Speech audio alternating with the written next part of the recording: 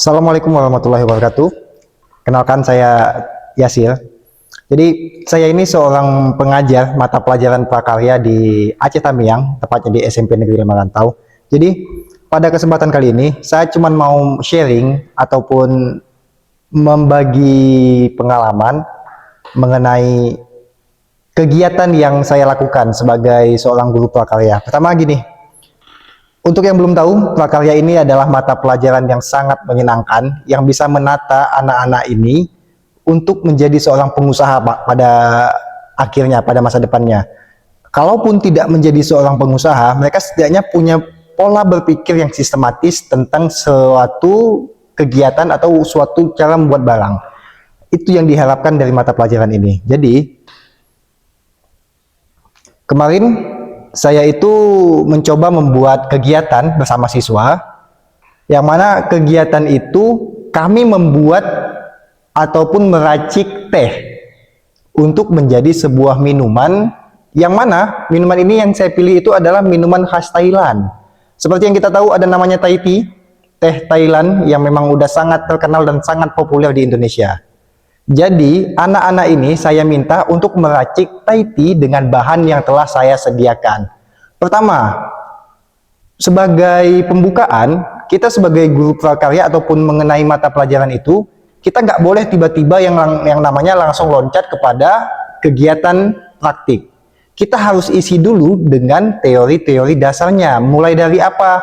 Misalkan teh ini asalnya dari mana, silsilahnya bagaimana, teh apa aja yang ada di Indonesia, bahan-bahan, bukan bahan-bahan, tapi teh yang ada di Indonesia, teh yang ada di luar negeri, dan bagaimana cara mengolahnya. Karena saya tidak membahas tentang budidaya, melainkan tentang pengolahan, berarti saya harus kasih tahu juga teknik mengolah teh itu bagaimana, teh ini bisa diolah menjadi apa saja, nilai jualnya bagaimana, kalau hanya jual bubuk ataupun jual olahan itu perbandingannya bagaimana, dan lain sebagainya. Kita harus jelaskan sedetail mungkin yang kita bisa. Tapi kalau tidak bisa, nggak masalah. Nggak masalah. Yang penting itu bisa menjawab rasa penasaran siswa. Karena kita ini tujuannya untuk bisnis, maka kita harus sedikit mengarahkan dengan kondisi aslinya. Kita bisa ngambil gambar. Contoh-contoh usaha yang ada kaitannya dengan pengolahan teh. Karena ini fokusnya ke Thai tea, maka saya bisa ambil contoh kepada, mungkin kalian tahu ada namanya Dum Dum, mungkin sangat terkenal di Indonesia dan di sekitarnya. Ada juga Thai tea Thai-tian kaki lima, dan ada juga yang yang baik itu yang ada di mall ataupun yang ada entah di mana itu. Oke, setelah teori segala macam kita sampaikan dengan baik, runut, terstruktur, dan bagaimanapun cara kita lanjut kepada apa? Perencanaan. Jadi nggak langsung tiba-tiba kita buat, nggak, kita harus rencanakan dulu, kita harus konfirmasi ke siswa dulu. Siswa diminta untuk membawa ini, membawa itu, membawa segala macam yang bisa mereka bawa dari rumahnya. Kita sebagai pengajar juga harus ikut bantu membawa, karena nggak semua siswa itu ingat apa peralatan dan bahan yang harus dibawa. Seperti Thai tea.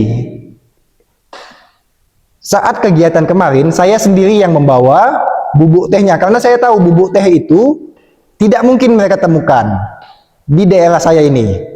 Selanjutnya mengenai susu kental manis dan tambahan-tambahan lainnya, ada yang saya minta siswa bawa, ada yang saya juga menyediakan.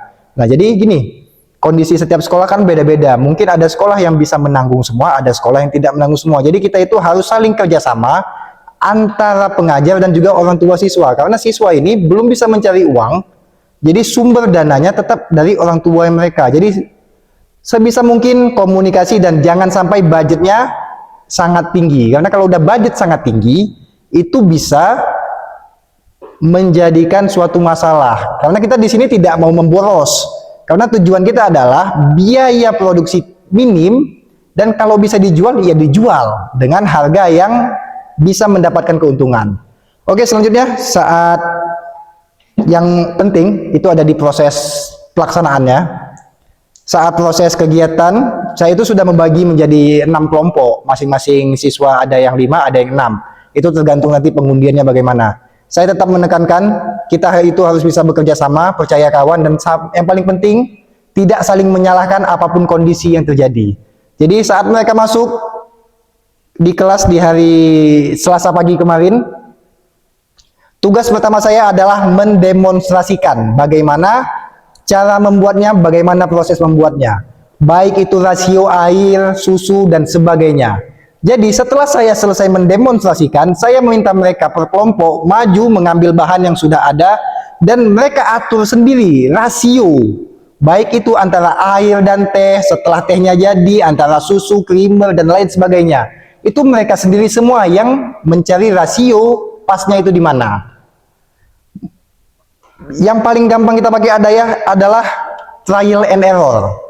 Jadi siswa saya minta apabila ada kekurangan ini harus tambahkan ini. Kalau ada ini ya ini. Itu saya bebaskan. Dalam artian mereka harus bisa yang namanya berinovasi dan mencari problem dan menyelesaikan masalah tersebut. Jadi tidak ada patokan-patokan resmi. Kita cari sesuai selera dan sesuai dengan kondisinya. Memang kalau kita mengajar siswa SMP itu masih banyak yang harus diperhatikan. Bukan cuma sekedar kita kasih demonstrasi dan hilang, enggak, kita harus bimbing mereka satu per kelompok kita jelaskan maksud dan tujuannya itu apa dan bagaimana. Kita harus detailkan.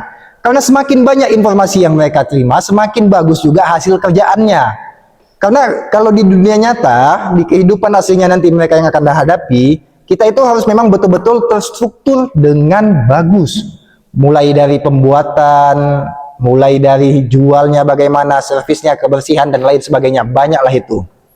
Dan selanjutnya, setelah kegiatan pelaksanaan, alhamdulillah kegiatan berlangsung baik. Meskipun ada kelemahan, ada permasalahan, misalkan mereka belum bisa bekerja dengan bersih dan teratur, apalagi mengenai es batu. Es batu itu bisa basah satu kelas, dan itu yang nggak masalah. Ya nama juga masih SMP, masih tingkat belajar. Jadi kita sebagai pengajar hanya mengingatkan dan menginstruksikan. Kalau begini, bagusnya bagaimana, begitu, dan lain sebagainya. Karena kalau kita terlalu mengekang mereka harus ikuti SOP, harus mengikuti ABC, kreativitas mereka itu bakal terkekang. Mereka tidak akan terbiasa yang namanya meningkatkan kemampuan tanpa diminta. Tapi ketika kita memberikan kebebasan dan sambil diarahkan, itu aktualisasi diri mereka bakal merasa lebih cepat dan akan ada namanya lonjakan yang sangat lumayan. Jadi, balik lagi ke tadi, karena setelah kegiatan, pelaksanaan dan sebagainya, evaluasi yang saya lakukan adalah banyak sekali yang harus saya buat.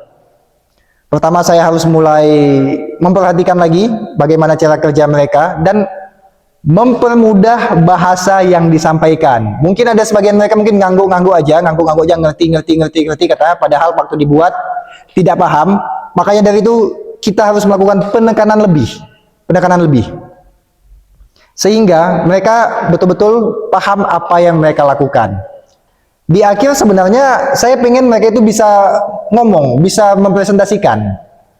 Tujuan awalnya, mereka setelah membuat, mereka presentasikan hasil buatan mereka sesuai dengan rasio yang mereka anggap bagus dan enak.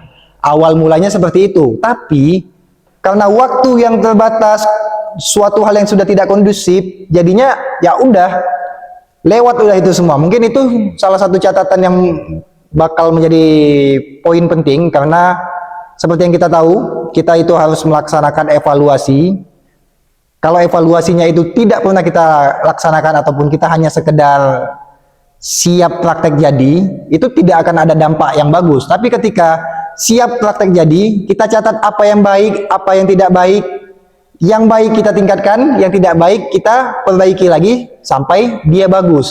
Karena kembali lagi, mata pelajaran ini bukan mata pelajaran tentang salah dan benar, tapi mata pelajaran tentang berani mencoba, berani berkreasi, dan berani untuk menampilkan apa yang kita bisa. Tidak ada salah dan tidak ada penghakiman di sini.